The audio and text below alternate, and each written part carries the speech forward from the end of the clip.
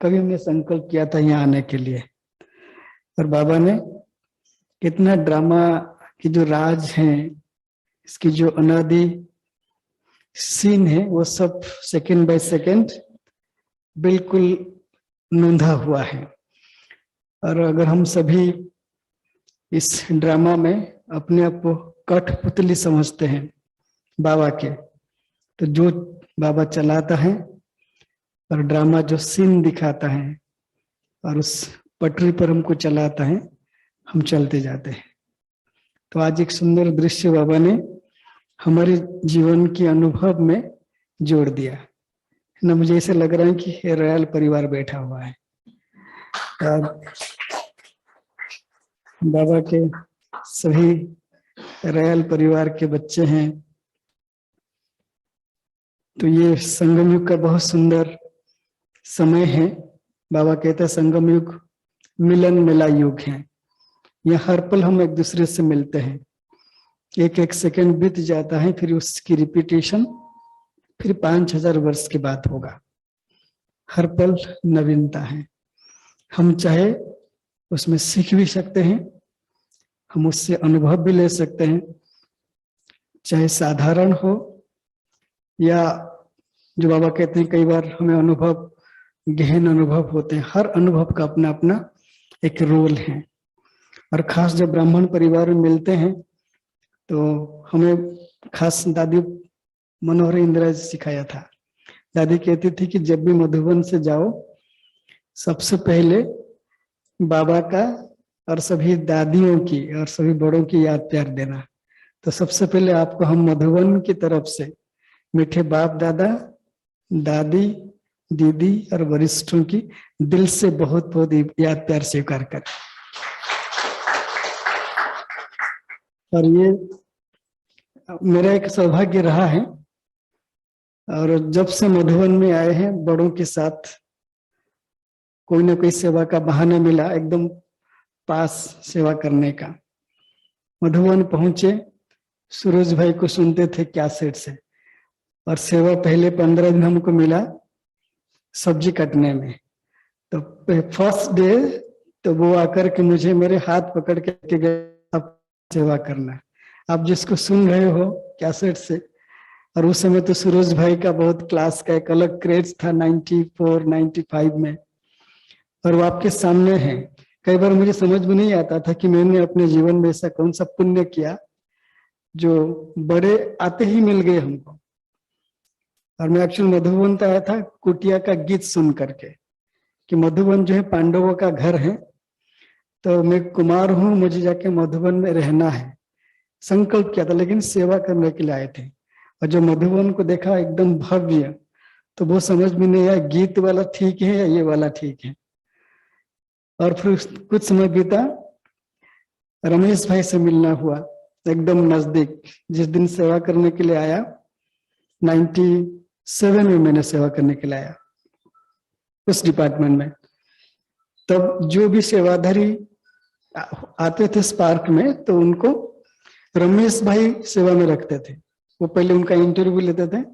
अगर आप इंटरव्यू में पास हुए तो आपको आप सेवा कर सकते हैं। और पूरे स्पार्क के इतिहास में श्रीकांत भाई ऐसी सेवाधारी हैं जो रमेश भाई के बिना इंटरव्यू सेवा किया वहां पे। और जब मिले हैं आपस में, हम उनको पूछा, वो हमें क्या पूछेंगे, हमने उनसे कुछ बातचीत किया। और 97 फिर 98 का समय आया, जगदीश भाई साहब से मिलने का हुआ। मेरे जैसे संजय भाई कह रहे थे कि जब भी आपको देखते हैं तो जगदीश भाई याद आते हैं, क्योंकि हम उस समय जगदीश भाई जब भी आते थे बहन जी साथ में होती थी। कुछ तबीयत कभी बीच बीच में प्रॉब्लम हुआ था न 2000 में। तो 98 में सुंदर एक ग्रुप बनाया गया, पुरुषार्थ का ग्रुप। साकार मुरली पढ़ करके उसमें से कुछ पॉइंट्स में उस पॉइंट को नोट करना था। और उनसे मिले, और उनसे मिलने के बाद जैसे कहते ना कि अगर आपकी पिछले जन्म के कोई अच्छे कर्म होंगे, और उसमें खास करके इस जन्म में आपके जो बड़े हैं, चाहे आपकी फादर मदर हैं या खास करके बाबा के बच्चे बनने के बाद जो आपकी निमित्त टीचर्स हैं, अगर कहीं ना कहीं उनकी थोड़ा दुआएं आपके ऊपर हैं, शुभ भावना शुभकामना है, तो वो सारी प्राप्तियां आपको हो जाएंगे। अगर आपने कोई तपस्या अगर नहीं किया है तो दुआएं आपको बहुत मदद करता है। और मुझे कभी विश्वास नहीं हो रहा था कि हम कभी समय आएगा हम मुरली पढ़ेंगे, मुरली से पॉइंट निकालेंगे और वो पॉइंट के डिस्कशंस आप जगदीश भाई से करेंगे। ये शायद आउट ऑफ इमेजिनेशन था वो। और उसी बीच में हमारा एक संकट जो हम अभ्यास करेंगे आज उसके ऊपर, जो मैंने किया था, शायद मैंने अनुभव सुनाया था जब यहाँ कभी अनुभव सुनाने का मौका दिया गया था ऑनलाइन क्लास में। तो जो मेरी लाइफ में चेंजेस आया कि हम कई बार ऐसे होते हैं, हम सोचते हैं कि हमको ऐसा मिलना चाहिए, हम सोचते हैं, हम ज्ञान में चलने के बाद हम अपने कई बार अपने इंटेलेक्ट को यूज करते हैं, हम बुद्धिजीवी हैं, पढ़े लिखे हैं, और कई भाई बहनों का अनुभव लेते हैं, इस अनुभव को लेकर के मिक्स करते हैं, फिर हम अपना एक विजन बनाते हैं कि हमारे ब्राह्मण परिवार ऐसा होना चाहिए, और ज्ञान और योग की मार्ग में चलते चलते हमारे पुरुषार्थ इस तरीके से होना चाहिए, हम अपना बना लेते हैं। लेकिन जो माता पिता होते हैं ना, जो बड़े होते हैं, उनको पता होता है कि हमको क्या चाहिए। और जब हम यहाँ पर आए थे, हमारी जो टीचर बहन है कमलेश दीदी, उन्होंने एक बात कहा था कि आप जा रहे हो बाबा का नाम वाला करना। और नाम वाला पहली बार सुना हमने कि नाम वाला क्या होता है, लेकिन बड़ों ने कहा आपको सेवा करना है। और हम बिल्कुल आए थे, और मुझे 2 भाषा में बोल सकता था, जैसे ओडिया और इंग्लिश, और हिंदी उतना नहीं है। अभी भी जो बोल रहा हूँ आप प्रोनाउंसिएशन सुनेंगे, आपको ओडिया के एक्सेंट मिलेगा ऐसे। तो उस समय मतलब ये रह के क्या फायदा है, तो कुछ प्रॉब्लम से आते थे। और उस समय लगता था कि नहीं, ये मधुबन हमारे लिए नहीं है, हमारे गांव ठीक है वहां जाने के लिए।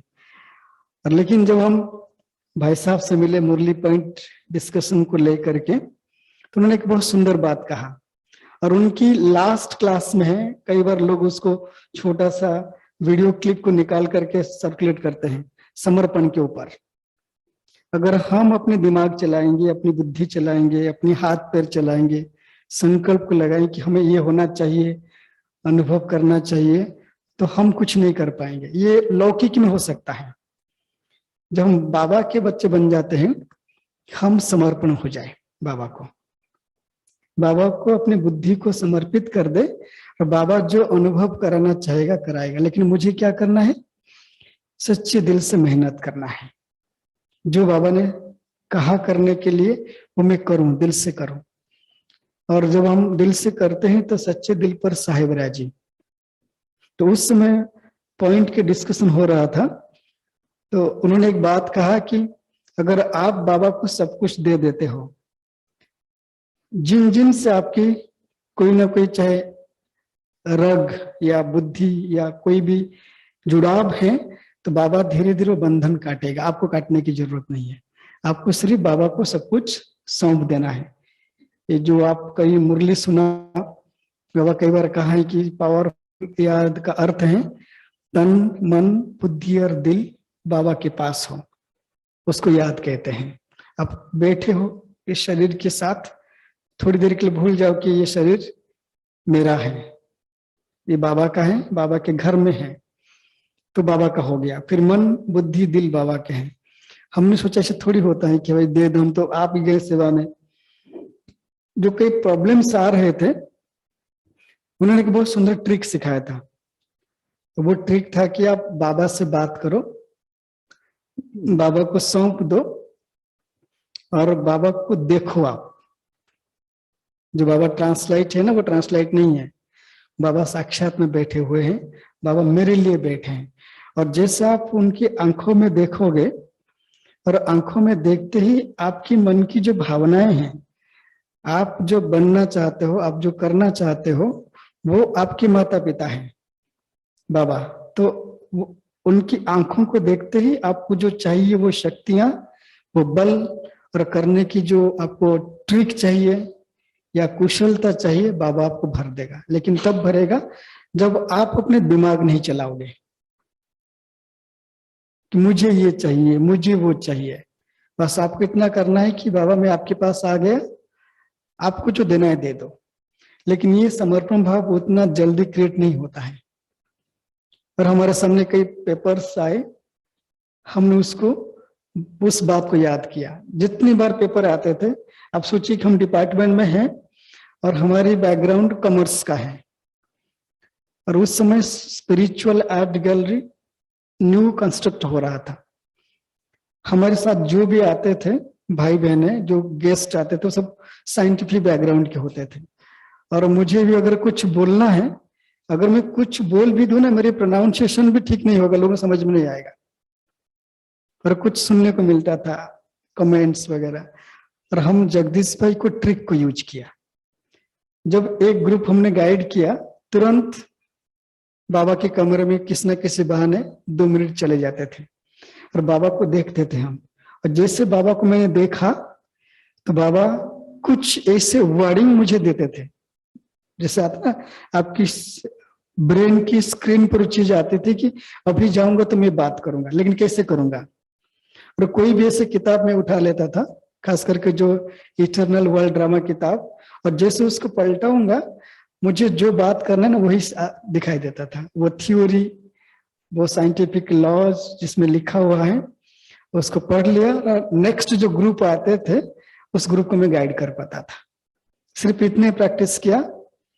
जब भी कोई प्रश्न आए, अगर मुझे किसने कुछ कहा, मैं उसको स्वीकार कर लेता था कि ये मेरी लर्निंग टाइम है, सीखने का, मुझे सीखना है, मुझे घबराना नहीं है। और बाबा ने सेवा दिया है, बाबा जानता है मेरे से क्या सेवा लेना चाहता लेगा, लेकिन मुझे मेहनत करना है। मेहनत में 2 चीज जोड़ा मैंने, बाबा के कमरे में जाना, बाबा को देखना, कि वापस आ करके जो भी किताब मेरे हाथ में है उसमें, और वही बात, वही प्रश्न सामने वाले जो भी जिज्ञासु होते थे पूछते थे, तो हम उनको आंसर देते थे।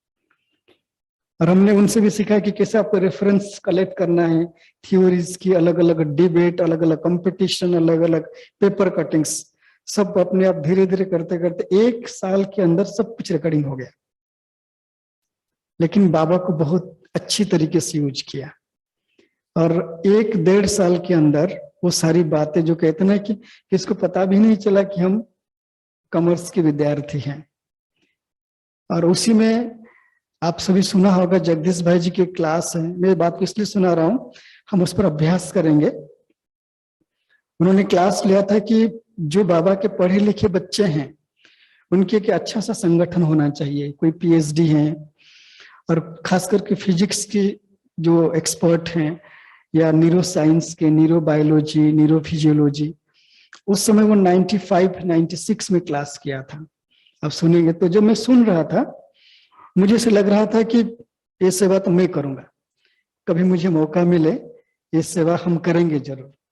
और तब कोई सोच भी नहीं सकता था कि यज्ञ में एक रिसर्च लैब होगा और हमारे पास वो इंस्ट्रूमेंट होंगे जो इंस्ट्रूमेंट वर्ल्ड क्लास होगा, और वो इंस्ट्रूमेंट ऐसा होगा जिसकी हम अगर लगा देंगे, वो हमारे पास है, अगर आपके यहाँ बस यहाँ सर पे लगा देंगे, आप वॉकिंग करेंगे, ड्राइविंग करेंगे, साइकिलिंग करेंगे, तो भी आपकी ईईजी रिकॉर्डिंग हो जाएगी। दुनिया में काफी इंस्ट्रूमेंट हैं जो आपको जाना पड़ता है, लेकिन वो इंस्ट्रूमेंट ऐसा है कि वो रिमोट वाला है। और बाबा ने एक मुरली में कहा था कि एक ऐसा इंस्ट्रूमेंट आएगा कि आप अशरीर बन करके जाओगे तो माउंट आबू से आबू रोड तक थकोगे नहीं, और ये विज्ञान के लोग आके बताएंगे आपको। जब मैं सुन रहा था, उनको मुझे संकल्प चला कि बाबा जरूर सेवा, अगर कभी हमें मौका मिले हमें सेवा करेंगे। और संकल्प किया 2000 में, और पूरा हुआ संकल्प 2015 में। रिसर्च लैब रूम बनाया गया, और लैब रूम ऐसे बनाया गया, अगर बड़ों की शुभभावना, शुभकामना हो और आप उसको संकल्प रूप में लो, और वो कैसे सिद्ध होता है। जगदीश भाई की क्लास को सुना, हमने संकल्प 2000 में किया, हमारा एक रिसर्च लैब होना चाहिए। मैं दूर दूर तक सोच भी नहीं सकता हूँ कि लैब रूम होगा। और 2015 में स्पार्क ऑफिस जो ज्ञान सरोवर में है, रूम नंबर 13, और 2012 में सुप्रीम कोर्ट का एक लॉ पास हुआ कि माउंट आबू में कोई भी नए घर नहीं बना सकते आप, ना कमरा भी बनाओगे, अगर कमरा आप रिकंस्ट्रक्ट करोगे तो भी आपको एसडीएम से छुट्टी लेना पड़ेगा। और तब 2015 में बाबा ऐसा मदद किया, रूम भी बना और इंस्ट्रूमेंट लिया, और जो इंस्ट्रूमेंट की कॉस्ट हमने जब लिया 2017 में 76 लाख, और हमें मिला 24,90,000 में, और उसमें भी सारे सॉफ्टवेयर्स भी फ्री जो एनालिसिस करते हैं उसमें, और साथ में और एक कैप होता है, एक्स्ट्रा कैप भी मिला। जब हमारे पास आया वो भी एनुअल मीटिंग में, जो सभी बड़े थे शांतिवन पहुंचा, और शांतिवन में सभी बड़ों के हाथों से उद्घाटन किया। जब पूरा हो गया मैं आराम से बैठ के सोचा ये हो कैसे गया, और कैसे हो गया उसकी हम प्रैक्टिस थोड़ा करेंगे अभी, ठीक है। हमारे ऐसे कोई जीवन में संकल्प नहीं है, अगर हम दिल से करें और उस संकल्प के प्रति हम कोई स्वार्थ भाव नहीं रखें। स्वार्थ भाव उससे कहते हैं, अगर आपने संकल्प किया कि मुझे ये चीज मिल जाए, बाबा ने कहा कि आप मुझे देखो, मुझे याद करो और दिल से संकल्प करो, बाबा पूरा करेगा। तो कई बार संकल्प पूरा नहीं होता है, हमारे मन में बहुत प्रश्न आते हैं।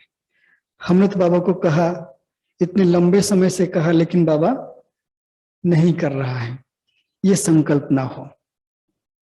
हम सभी यहाँ पर जो बैठे हैं, हम सभी अपनी अपनी एक जर्नी किया है, और कितने बर्थ की जर्नी हमने किया है 84, और 84 बर्थ में हमने कई चीज करके आए हैं।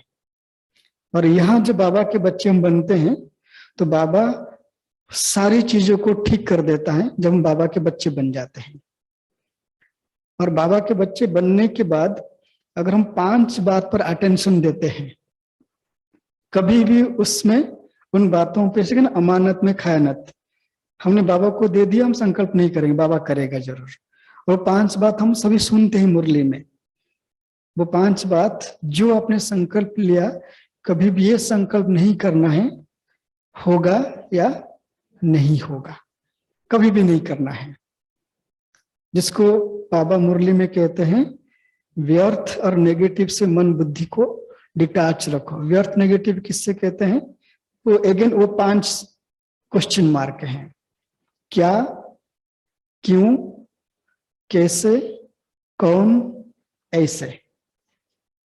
क्या, क्यों, कौन, कैसे और ऐसे। दादी गुलजार तो कहा करती थी, क्या कहना मतलब कौवा की तरह आवाज करना, है ना, क्या क्या।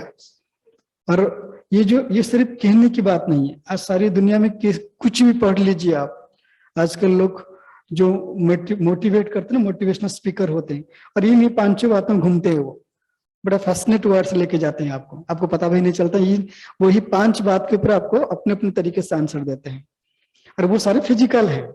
लेकिन यहाँ बाबा हमें सिर्फ पॉजिटिव लाइफ के लिए हम नहीं आए यहाँ पर, दुनिया में पॉजिटिव लाइफ के लिए हैं। हमें सिर्फ मन की शांति नहीं चाहिए। आप यहाँ पर जो बैठे हैं, आप देने वाले बैठे हो, और जो देने वाले होते हैं, आप कहेंगे हम कहाँ से देंगे, आप देंगे अगर आपने अमृत वाला एक दिन भी कर लिया, आपने आंख खोल के, आपकी आंखें बंद नहीं है, आराम से बैठ के आपने किया बाबा की याद में, तो आप देने के लिए क्वालिफाई कर लिया। मुरली क्लास सुन लिया आपने बैठ करके, और दिन में आपने श्रीमद प्रमाण ट्रैफिक कंट्रोल भी कर लिया, नमाज शाम का योग किया, रात को सोने से पहले बाबा को चाट दिया। अगर ये दिन की भी कर लेते हैं तो बाबा कहते हैं ये वही कर पाएंगे जो देवता बनने वाले हैं। तो हम दे सकते हैं बाबा, और समय वही कह रहे हैं। अभी जो समय है 2022 की बात करेंगे, तो हमें सिर्फ 3 बातों पर अटेंशन देना है। आज हम उसकी प्रयोग भी करेंगे अभी 15-20 मिनट के लिए। सबसे पहले बाबा कहते हैं अपने संकल्प पर, संकल्पों के ऊपर बच्चे अटेंशन दो। आपकी संकल्प कैसा होना चाहिए, संकल्प में 4 बातें हो। आपकी संकल्प कल्याणकारी हो, आपके संकल्प में प्रेम भाव हो, प्रेम जिसे आत्मा के लिए रूहानी स्नेह कहते हैं, एक कल्याणकारी हो, प्रेम भाव हो, और संकल्प में श्रेष्ठता हो, श्रेष्ठता, और संकल्प में पर उपकार की भावना हो, पर उपकार। चाहे आपके लिए कोई कुछ ही बोले, लेकिन अब तुरंत, कई बार होता है ना, हम लोग कहते हैं कि उससे बहुत ज्यादा हमारे साथ गलत व्यवहार होता है, लेकिन आपके लिए बात कहना चाहेंगे, कोई भी कुछ भी करे, मेरा अपना अनुभव है, जब भी हमें कोई कुछ बोलते तो मैं कोशिश करता था, मुझे किसने सिखाया नहीं, अचानक संकल्प आया, चलिए मुझे किसने कुछ कहा है, मैं 3 मिनट से 15 मिनट तक मुझे उस आत्मा के लिए कुछ भी नहीं सोचना है। मैंने क्या किया था, जब कोई किसने कुछ बोला, ये रियल प्रैक्टिस किया है हमने, और कोशिश करते थे कि कुछ बोलने के बाद मैं वहां से बाहर निकल करके सबसे पहले मैं आंखें बंद करता था, ऐसे बाहर आंखें बंद करके, और बाबा का चित्र ले आता था। मैं आंखें बंद किया, बाबा का चित्र, ज्ञान सरोवर में एक, आज वो चित्र चेंज हो गया है, बाबा का जो कमरा था वो कुछ अलग टाइप का चित्र, बहुत ट्रांसपेरेंट, और जैसे बाबा को देखता था मुझे ऐसे लगता था जैसे मुझे ठंडक मिल रहा है, ऐसे जो बोझ है ना मन में, वो जो बोझ जाता था मस्तिष्क में, जैसे देखा तो कहीं गायब हो गया। 3 मिनट से 15 मिनट तो कोशिश किया, और पहले 5 मिनट तो इतना आता था पल्पिटेशन, उसने मुझे कहा मुझे 5 बार सुनाना चाहिए, गलती मेरी नहीं है, अगर मैं चुपचाप रहूंगा तो वो कहेगा बस ये डब्बू है, उसे कुछ ही बोलते जाओ, ऐसे मन में संकल्प आते थे उल्टे उल्टे, लेकिन मैंने मुख से कुछ बोला नहीं। 3 मिनट से 15 मिनट तक अगर आपने अपने संकल्प को रोक लिया, विजयी बन जाएंगे आप। लेकिन वो 3 से 15 मिनट का समय बहुत पावरफुल होता है। आपके मुख से एक शब्द अगर आपने बोलना रोक दिया, आप सोचो आपने जीत लिया, वो बहुत पावरफुल होगा उस समय, एकदम मन करेगा बोलने के लिए। इसलिए बाबा ने कहा है मेरे बच्चों को अपने संकल्प के ऊपर अटेंशन देना चाहिए। क्यों? क्योंकि आपके संकल्प से ये कलयुग सतयुग बन रहा है, और आपके संकल्प से नई दुनिया बन रहा है। आप सारे परिवर्तन का आधार आपके संकल्प हैं, तो संकल्प पर अटेंशन देना है। अगर बहुत सारी बातें आप भूल जाते हो, एक बात पर अटेंशन दो, मेरा संकल्प कैसा होना चाहिए, हम कैसे करें। बाबा ने मुरली में बहुत बार कहा है कि बच्चे जब भी संकल्प बहुत ज्यादा चले तो अपने आप से पूछो, ब्रह्मा बाबा होते और ब्रह्मा बाबा के सामने ये सिचुएशन आता है तो ब्रह्मा बाबा क्या संकल्प करते? सिर्फ पूछ लो अपने आप को, कंपेयर मत करो। अगर बाबा होते तो बाबा क्या करते? बाबा ने मुरली में कहा जब ऐसे संकल्प करेंगे बाबा होते तो बाबा क्या करते, भले आप 1 बार 2 बार 3 बार 4 बार फेल हो जाएंगे, 5th टाइम आपको बाबा टच कर देगा।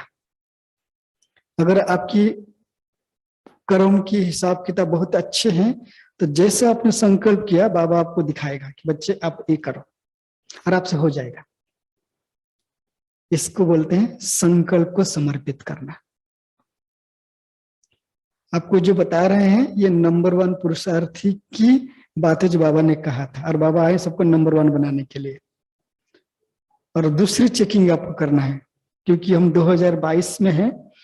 अभी एक न्यूरो साइंटिस्ट हमसे मिल रहे थे, आगरा यूनिवर्सिटी के प्रोफेसर हैं, वो कोविड पीरियड में बहुत डिबेट पार्टिसिपेट किया था।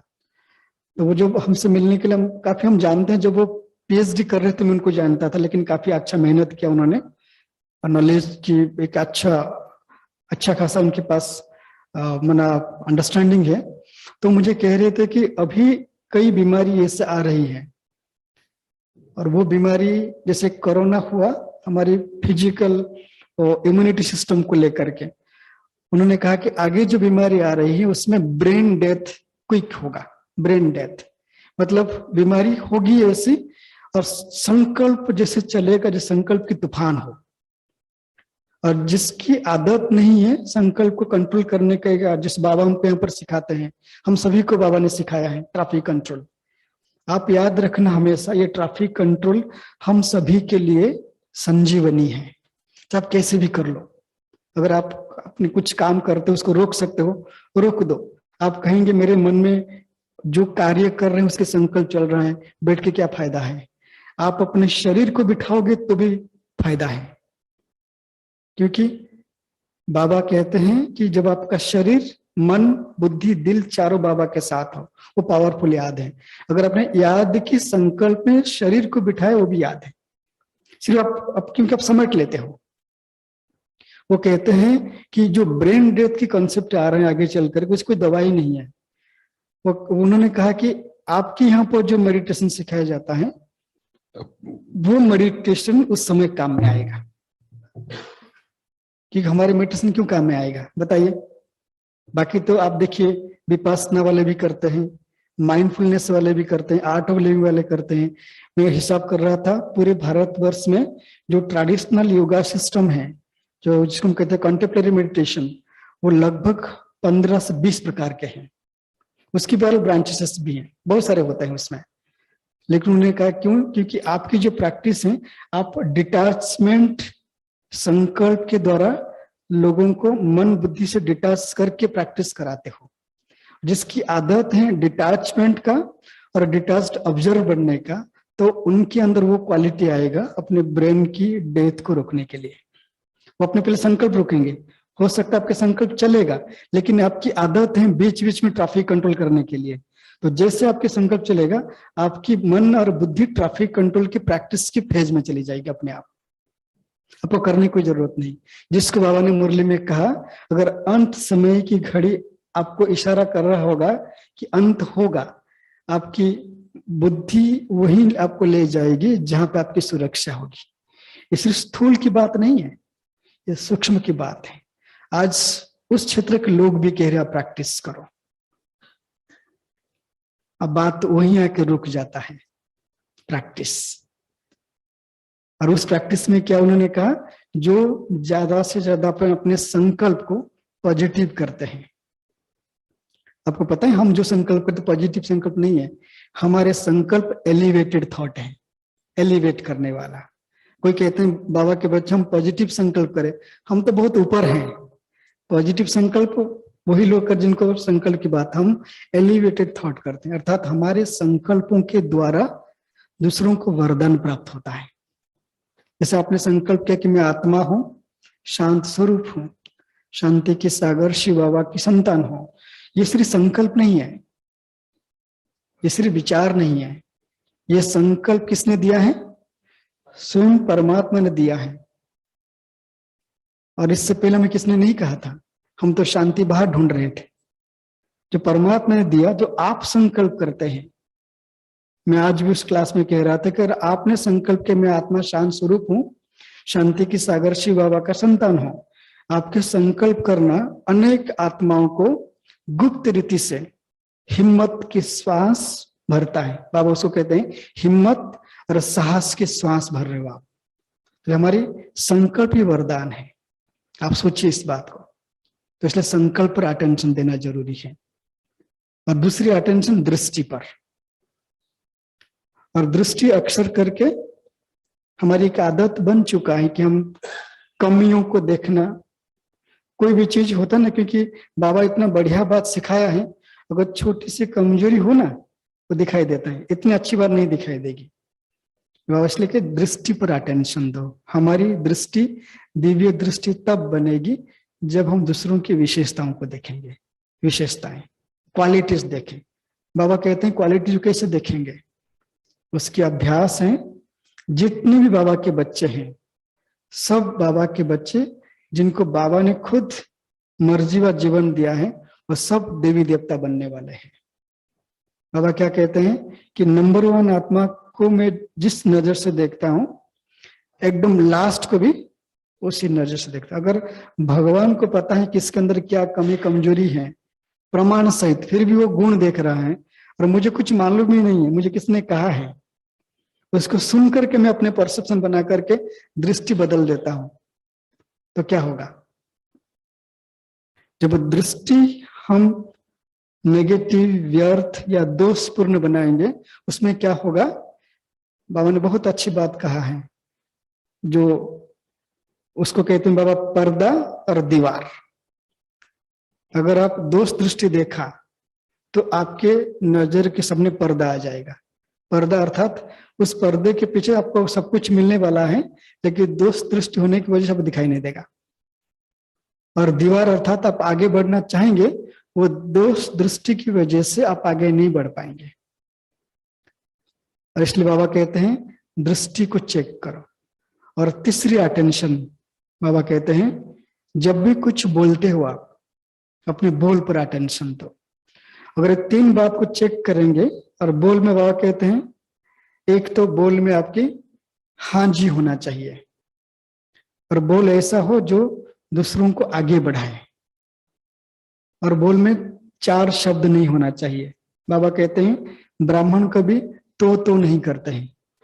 तो हमें तो नहीं करना है, कर लेंगे तो हो जाएगा, कर लेंगे तो हो जाएगा, ऐसा नहीं। तो नहीं करना है, और गेंगे नहीं करना है। कर लेंगे, हो जाएगा, देख लेंगे, आगे कौन बढ़ा है, जब से हम आए हैं तब सबको देख रहे हैं, गेंगे नहीं करना है। और बाबा कहते हैं लेकिन, अपने बोल से लेकिन नहीं निकालना है। लेकिन ये कई बार होता है ना, हम बाबा के संकल्प लिया कि बाबा घर में रोज आएंगे मुरली सुनने के लिए, कुछ परिस्थितियां ऐसे आई और आपको आपकी दीदी पूछती है कि आप क्यों नहीं आए, आप कहीं मैं तो आना चाहते थे, लेकिन जैसे आपने लेकिन किया, तो लेकिन को मम्मा कहती थी लेकिन मना कचरा। जैसे अपने लेकिन का आपकी बुद्धि में किचड़ा आ गया, तो एक लेकिन में आपको एक्सक्यूज मिल गया। दीदी कहेगी ठीक है तो कोई बात नहीं, अच्छा इतना प्रॉब्लम तो कोई बात नहीं, भले चलेगा, और आपको और हिम्मत मिल गया। फिर दोबारा कुछ मौका मिला, आप दोबारा लेकिन करेंगे। और इसमें क्या है, अगर हमको समय अनुसार पुरुषार्थ को और तेज करना है, और कुछ एक्स्ट्रा करने की जरूरत नहीं है। आप बढ़िया तरीके से योग कर रहे हैं, रोज आपको अच्छे से अच्छे क्लासेस मिल रहे हैं, बढ़िया जो एक्सपीरियंस्ड आत्माएं आती हैं, अभी सूरज भाई आके करा के गए, सारे बड़े आते हैं, और क्या पालना चाहिए हमको। कभी मैंने अपने मन से, यहाँ पर जो भी क्लास में भाई बहने बैठे हैं, आप अपने आप से एक बार पूछो, बैठे बैठे यहाँ पे हमें ये पुरुषार्थ के लिए चांस मिल रहा है, आप समझो इस बात को कि मुझे रिटर्न क्या देना है। पालना तो मिल गया हमको बैठे बैठे, लेकिन रिटर्न आपको क्या देना है। बाबा रिटर्न में इतना कहते हैं, बच्चे आप सिर्फ मुझे याद करो, मेरी याद में बैठो, मुझे याद करो, बस बाकी सब कुछ मैं कर लूंगा। और हर पुरुषार्थ की जो पुण्य की खाता जमा करने की जो है, वो क्या है, बाबा की याद। तो एक अटेंशन हो गया आपको संकल्प पर, दूसरा दृष्टि, और तीसरा बोल पर, और चौथा अटेंशन आप सभी करना जरूर। आप यहाँ पर से मुरली क्लास में नोटबुक लेकर के आते हैं, सब लेके आते हैं, मुरली नोट करते हैं, नहीं करते? कौन कौन नहीं करते हाथ उठाओ। आप सबके लिए कहेंगे आज एक बात, लंबा हाथ उठाइए अगर आप कर सको, कंपल्सरी नहीं है, लेकिन फिर भी एक आपको लिखने के पीछे जो बातें हैं वो बताना चाहेंगे। आप इतना तो समझते हैं कि आप सभी बाबा के बच्चे हैं, आप आत्मा हैं, और ये ड्रामा कल्याणकारी ड्रामा है। और दूसरी बात है, आपको बाबा मिला है, और ये अंत का भी अंत समय चल रहा है। इतना तो मानते सभी यहाँ पर, या नहीं मानते हैं? अच्छा, आज के बाद अगर आप मुरली क्लास में आते हो, आपको क्या करना चाहिए? जब आप इस बात को समझो या नहीं समझो, मानो या नहीं मानो, जब आप क्लासरूम में आ गए और आप स्वतः जो आपकी रोल है, जो आपकी पार्ट है, बाबा खोल देता है। कौन सा पार्ट खोलता है? हाँ जी, बाबा ने कहा है कि आप मास्टर भाग्य विधाता हो। सुना है मुरली में? बाबा ने मुरली में एक बार कहा था, आप भगवान हो, मास्टर भगवान हो। और आप बाप समान, एक शब्द आते हैं बाप समान, तो बाप समान में जो बाप समान शब्द आते हैं, सबसे पहले आते हैं ब्रह्मा बाबा। आप ब्रह्मा बाबा समान हो। और ब्रह्मा बाबा के जीवन में कौन सी पुरुषार्थ है? अब पूरा मुरली पढ़ लो, जीवन को पलटाने वाली अद्भुत कहानी भी पढ़ लो, सभी दादियों की अनुभव सुन लो।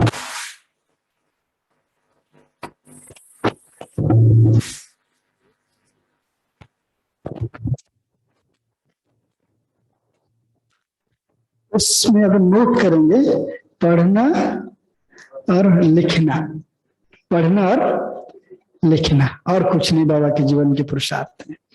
आज हम इतनी लंबी चौड़ी क्लासेस सुनते हैं, अनेक क्लासेस में कहा जाता है बड़ा गुह्य पॉइंट है, ये गुह्य रहस्य है, ये गुह्य बातें हैं। कुछ नहीं है, गुह्य बात एक में है, पढ़ना और लिखना। आपको क्यों लिखना है ये थोड़ा कारण बताते हैं। खास करके मुरली पढ़ते, जब मुरली आप सुनते हो, आपको पसंद आए न आए, एक डायरी या नोटबुक बनाओ। जो यहाँ 4 पेज की मुरली आप सुन रहे हो, आप उसको सिर्फ नोट करो। सिर्फ नोट करने की आदत बना लो। कल से करो आप, और कल से करो कंटिन्यूअस 42 डेज करो बिना इंटरप्ट। और 42 डेज में हर सप्ताह में एक बार चेक कर लो कि जब आप मुरली क्लास में मुरली पॉइंट अपने नोट किया, आपकी व्यक्तिगत जीवन में, पर्सनल लाइफ में क्या हो रहा है। एक बार नोट कर लो मुरली, जैसे कल से नोट करेंगे, और आज से लेकर इससे पहले तक तो आप याद है ना आपकी क्या पुरुषार्थ था, आप कैसे लिख रहे थे, कैसे पढ़ रहे थे, क्या बातें कर रहे थे, लाइफ में क्या क्या समस्याएं होती थी, और कई प्रॉब्लम्स आते हैं, उस प्रॉब्लम को आप किस तरीके से डील करते थे। और मुरली लिखने के बाद क्या होते हैं आप खुद चेक कर लेना। लेकिन जो बाबा ने मुरली में कहा है उस पर मैंने थोड़ा मनन चिंतन किया हूं। जब भी आप मुरली लिखते हो, बाबा कहते हैं, बाबा जो मुरली सुनाते हैं, जो बाबा को योग लगाते हो, बाबा आपके मस्तक में श्रेष्ठ तकदीर की लकीर को लंबे खींचता है। लंबा, लंबा कितना? हमारी श्रेष्ठ तकदीर की जो रेखा है बाबा लंबा खींचता है 5000 वर्ष के लिए। 21 जन्म नहीं, पूरा 84 जन्म के लिए। तब तो हम बाबा के बच्चे बने। अगर वो तकदीर की लकीर हम नहीं खींचते तो नहीं बनता। वो याद से बाबा हमारी मस्तक में श्रेष्ठ तकदीर की लकीर खींच देता है। इसका मतलब बुद्धि को दिव्य बनाते हैं। जब आप लिखते हो मुरली पॉइंट, आप दूसरों की तकदीर की लकीर खींचते हो। कैसे? अगर ब्रह्मा बाबा उनको जो पॉइंट सुनाते थे, बाबा कहते पहले ब्रह्मा सुनता है उसके बाद आप सुनते हो। तो बाबा अगर वो मुरली पॉइंट नोट नहीं करते, आज हमारे पास मुरली होती? सोचो इस बात को एक बार। कुछ बाबा डायरेक्ट भी कहा साकार बाबा के मुख के द्वारा, कुछ ब्रह्मा बाबा को विचार आते थे, बाबा कहता था ये लिखो, बाबा लिखते थे।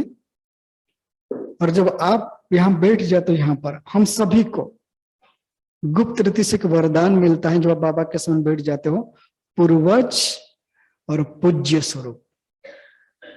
आप पूर्वज हो, पूज्य स्वरूप हो जब आप मुरली क्लास में आके बैठते हो। पूर्वज किसके हो? 84 जन्म में जो जो परिवार में आप आए हो जन्म लेकर के, उनकी पूर्वज आप हो। कि वो डायरेक्ट संबंधी हो गए ना।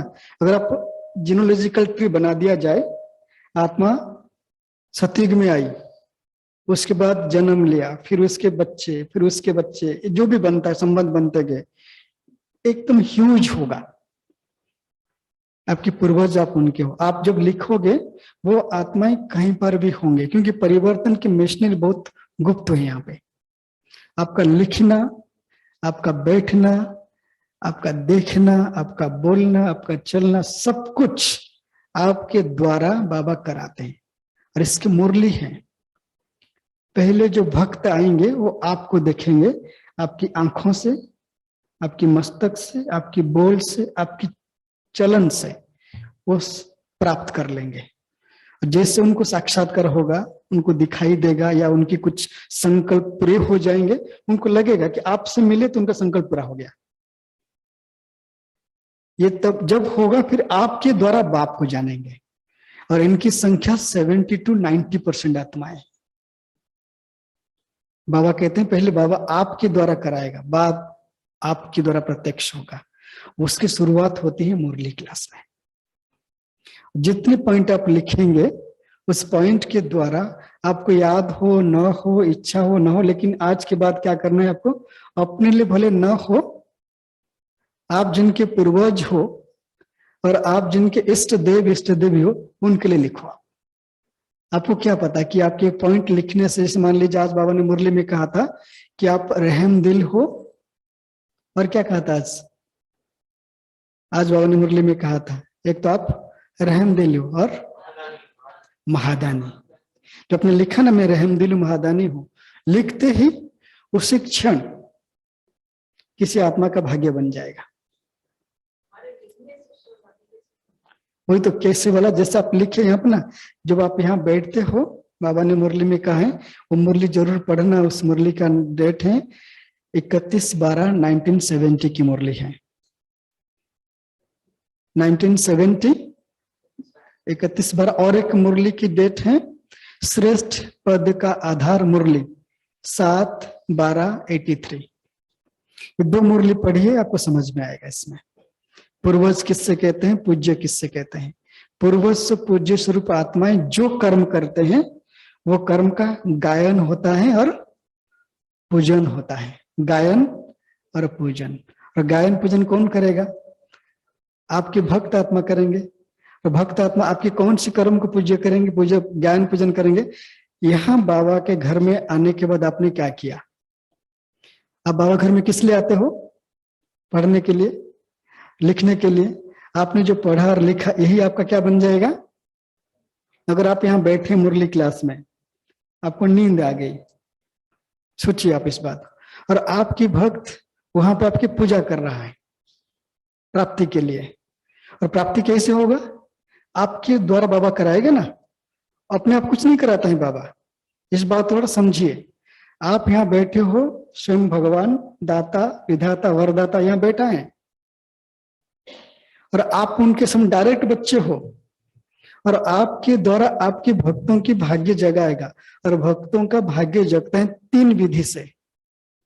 जब वो पूजा करता है, या यज्ञ करता है, या भक्ति करता है। यही तो है ना तरीका। दुनिया में और क्या तरीका है? और आप उनकी डायरेक्ट इष्ट देवी यहाँ बैठे हो, और मुरली क्लास में आप सो रहे हो, आंखें ऐसे बंद हो गई, और आपके भक्तों को उस समय जरूरत है, लेकिन आप निमित्त बनेंगे देने के लिए। और जब इंसान देता है ना, कोई भी दुनिया में ऐसा व्यक्ति नहीं जो आंखें बंद करके देता हो। दे सकते हैं किसी को, आप भोजन भी खिलाओ या किसी को दान दो या कुछ दो, कैसे करेंगे आप? आंख खोल के करके। तो क्यों कर रहे हैं हमसे? हम दान देते हैं। कब देते हैं? जब मुरली क्लास में बैठते हैं। मुरली क्लास में बैठना इतना साधारण नहीं है। हम उसको कैजुअल ले लेते हैं, बस चलता है। हम जितना चलाते हैं उतना चिल्लाते हैं बाहर जाकर के, ये नहीं हुआ, वो नहीं हुआ। आप जब लिख रहे हो ना मुरली पॉइंट, सिर्फ लिख नहीं रहे हो। अभी एक डॉक्टर से बात कर रहे थे, कहते जब लिखते हैं हमारी ब्रेन में एक प्रिमिटिव पार्ट है जो एक्टिवेट हो जाती है, और वो एक्टिवेट होते आपकी सारी चीजें बनता है। आप लिखने से सिर्फ, अगर आपके यहाँ पर आपके वो ज्ञान के जो कोशिकाएं एक्टिवेट होते हैं, आपको खुद को मिल रहा है, और फिर इसके द्वारा बाबा क्या करता है? यूज करता है आपको। बाबा यूज करेगा आपके यही शरीर को, इसी आंख को, इसी मुख को, इसी हाथ को। लेकिन हम उसको बहुत साधारण रीति से ले लेते हैं, पता नहीं होता है, नहीं होता है। और अंत समय में हम सबको वही दिखाई देगा। 3 बात की चेकिंग होगी अंत समय में। एक चेकिंग, आप कितना संतुष्ट हो, संतुष्टता, जो कुछ भी है बाबा का दिया हुआ है। और दूसरी चेकिंग होगी कि जब बाबा आपके सामने थे, आप उसकी याद में रहे या नहीं रहे। बाबा हमारे सामने कब होते हैं? मुरली क्लास में, और जब हम उसके सामने उसको याद करते हैं, है ना। बाबा के कमरे में योग लगाते हैं, इसलिए बाबा कहते हैं याद की चाट, आपने कितना याद किया है। और तीसरी चेकिंग होगी रिगार्ड, आपने कितना रिगार्ड दिया है, रेस्पेक्ट, रिगार्ड, रिस्पेक्ट। आप बाबा घर में आए, मुरली क्लास में बैठे, अगर लिखना पढ़ना जानते तो लिखिए, पढ़िए जरूर। अगर नहीं जानते तो बुद्धि में पॉइंट को नोट करिए, उसको रिपीट करिए, क्योंकि आपके रिपीट करने से बहुत सारे चेंजेस होते हैं सारे संसार में। यहाँ तक भी अगर अभी एक इंस्ट्रूमेंट आ रहा है, अगर संभव हो कभी हमारे पास आए, आप यहाँ बैठे हैं, अगर वो इंस्ट्रूमेंट की फोकस कर दिया जाए तो आपसे जो वाइब्रेशन निकल रही है वो वाइब्रेशन कहाँ तक जा रही है वो भी दिखाई देगा। निकल रहे हैं, अभी भी लोग उस पर काम कर रहे हैं।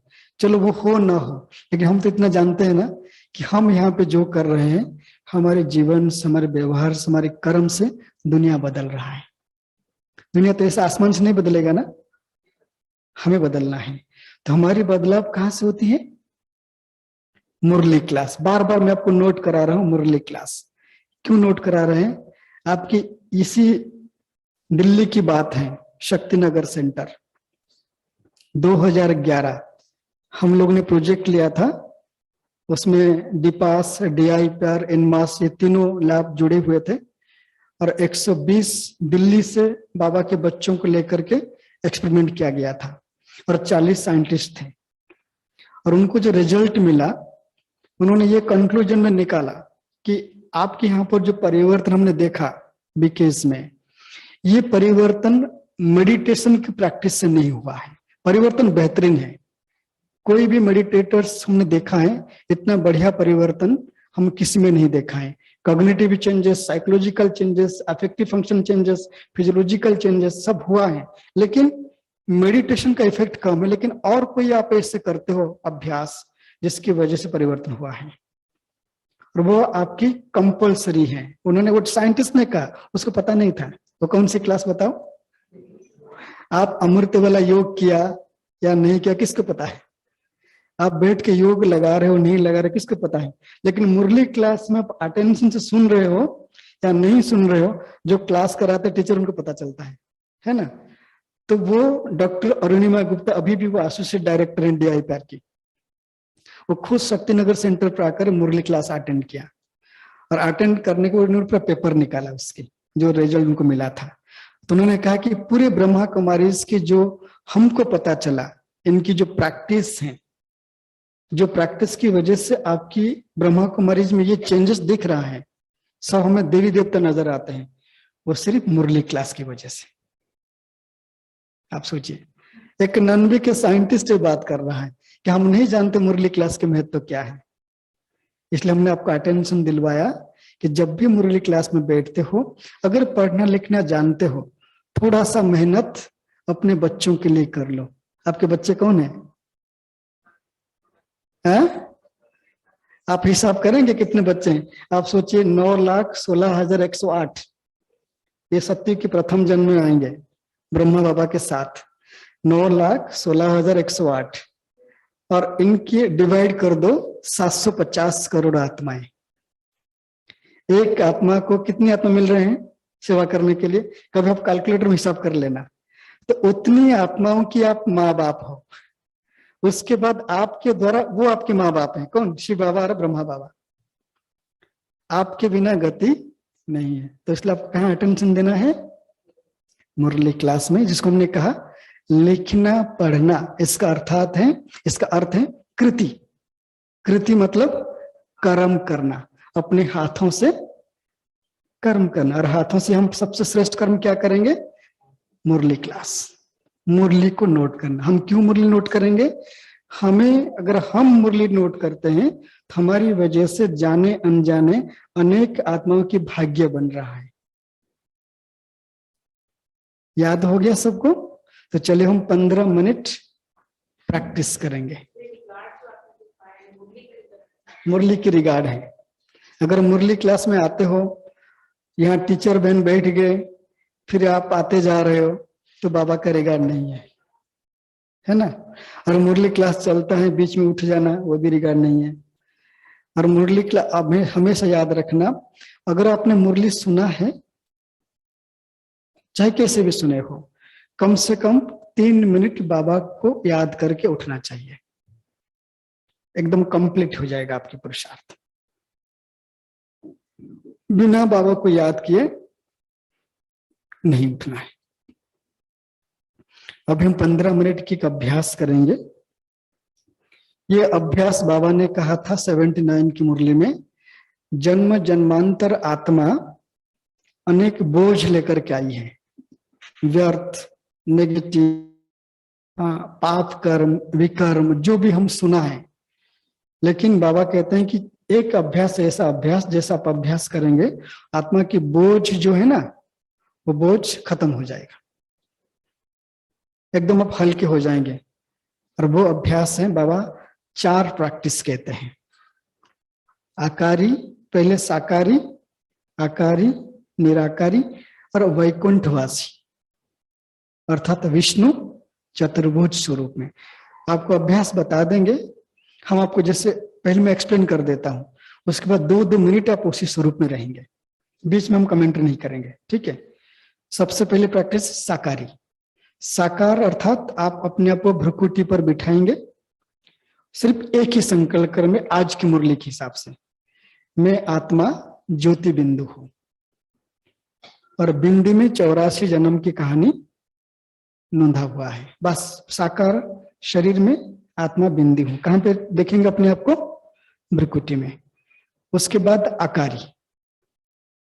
आकारी जैसे आपको कहा जाए कि आकारी भव, तो आकारी तुरंत आप अपने आप को सूक्ष्म वतन में ब्रह्मा बाबा के सामने देखें, बस देखिए, आप कुछ करने की जरूरत नहीं है। फिर आपको कहा जाएगा निराकारी भव। निराकारी अर्थात परम धाम में बाबा के पास। फिर वैकुंठवासी विष्णु चतुर्भुज भव, तो अपने आप को देखना विष्णु स्वरूप में, सिर्फ चित्र को देखिए आप। हम सभी की चित्र स्पष्ट है, क्योंकि हमको ज्ञान के आधार पर चित्र मिला हुआ है। हमें ज्यादा संकल्प करने की जरूरत नहीं कि मैं अगर सोचूं कि मैं वैकुंठवासी चतुर्भुज हूं, विष्णु चतुर्भुज थोड़े बन जाता हूं। सोचो बन जाओगे, अगर संकल्प किया थोड़ी बन जाए तो नहीं बनेंगे आप। चलिए प्रैक्टिस करते हैं अभी।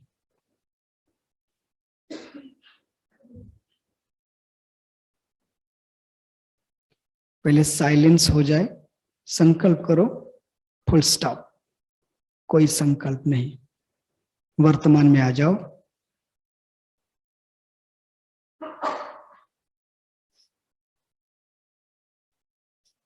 साकारी भव।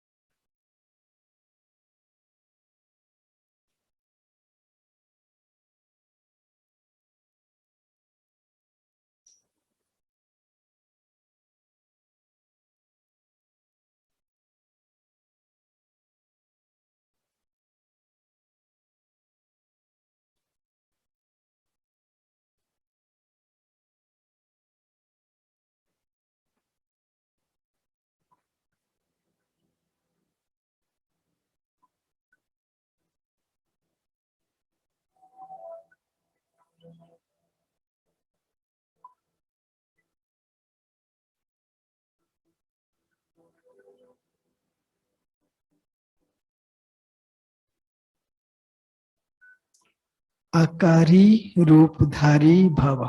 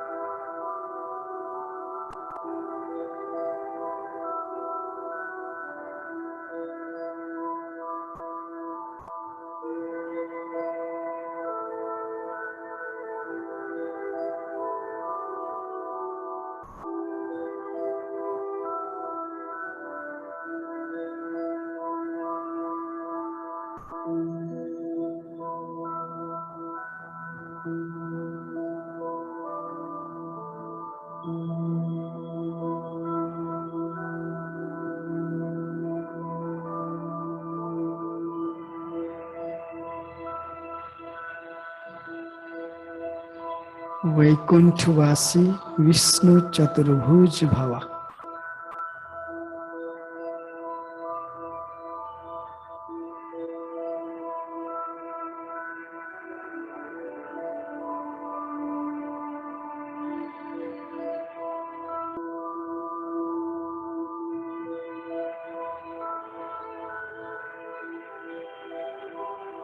अब स्मृति को रिवर्स में ले आए।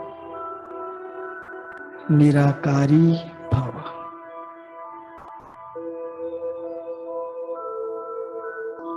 आकारी रूपधारी भव।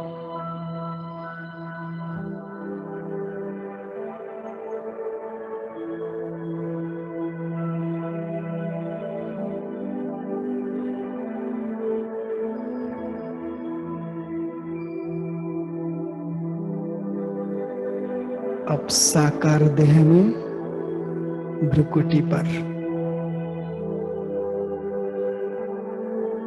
साकार स्वरूप में। ओम शांति।